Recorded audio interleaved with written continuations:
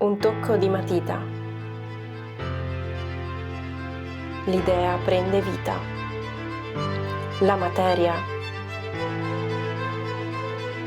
attende di trasformarsi come grappoli che si fanno vino. In un luogo antico, dove le menti si forgiano, segni del tempo, echi di fatica e passione, passato e presente si fondono in un solo sguardo. Prende forma un sogno, un gesto alla volta. La polvere diviene arte, svela la sua bellezza che custodisce un'anima.